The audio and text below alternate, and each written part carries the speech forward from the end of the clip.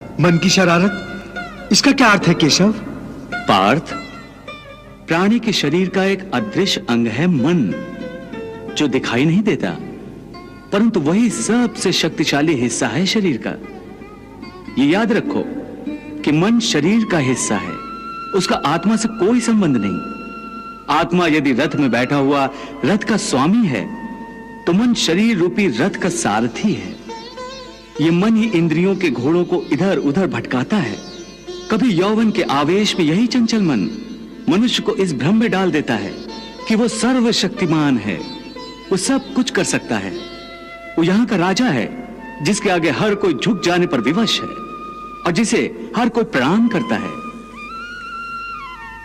जिस तरह दीपक की बाती को दीपक तले छुपा अंधेरा दिखाई नहीं देता, उसी तरह जवानी को उसके पीछे छुपा बुढ़ापा और कमजोरी दिखाई नहीं देती।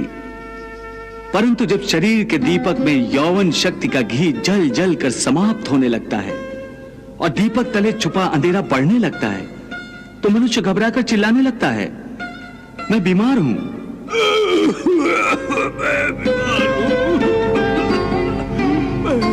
मैं दुखी हूं,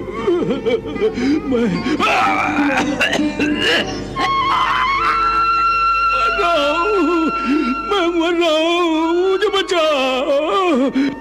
ये रोने का नाटक भी मन ही करता है। हे अर्जुन, मनुष्य को मैं के घमंड की मदिरा पिलाकर मदहोश करने वाला पाखंडी केवल मन है। उसके हाथों में मोह माया का जाल है, जिसे वो मनुष्य की कामनाओं पर डालता रहता है और उसे अपने वश में करता रहता है। यह मन शरीर से भी मोह करता है, अपनी खुशियों से भी मोह करता है और अपने दुखों से भी।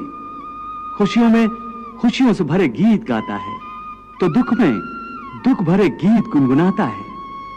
अपने दुख में दूसरों को शामिल करके उसे खुशी होती है। किसी भी प्राणी को उसका मन जीवन के अंत तक अपने जाल से निकलने नहीं देता। रस्सी में बांधकर उसे तरह तरह के नाच नचवाता रहता है।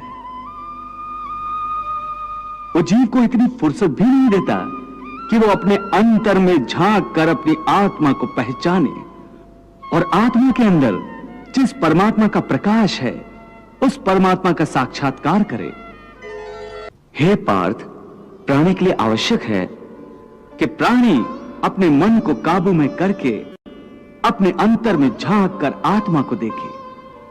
तब उस आत्मा के अंदर उसे परमात्मा का प्रकाश स्पष्ट दिखाई देगा।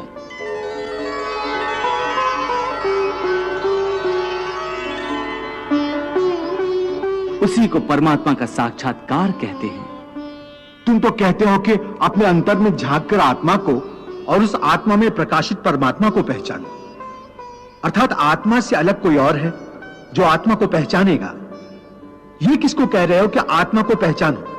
कौन पहचानेगा अंतर की आत्मा को? तुम्हारा मन। मन? हाँ, तुम्हारा मन। परंतु तुम तो कहते हो कि मन माया के भ्रमजाल में फंसाकर प्राणी को बहुत नाच नचाता है, फिर वह आत्मा और परमात्मा की ओर क्यों ले जाएगा? तुमने ठीक प्रश्न किया अर्जुन। उसका उत्तर यह है कि जब तक तुम अपने आप को मन और विषयों के अधीन रहने दोगे, तब तक वो तुम्हें नाच नचाता रहेगा। हे पार्थ, मनुष्य का शरीर एक रथ की भांति है।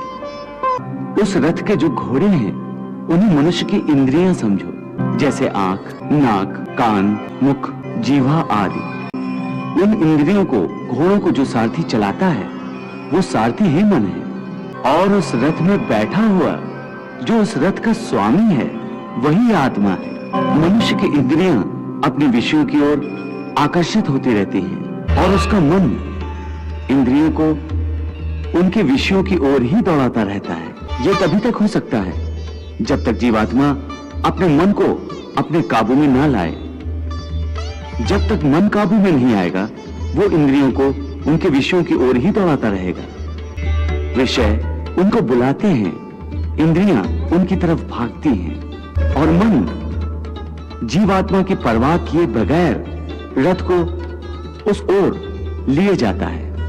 परंतु जब तुम स्वयं मन के अधीन न रहकर मन को अपने अधीन कर लोगे तो वही मन एक अच्छे सारथी की तरह तुम्हारे शरीर रूपी रथ को सीधे प्रभु के चरणों में ले जाएगा।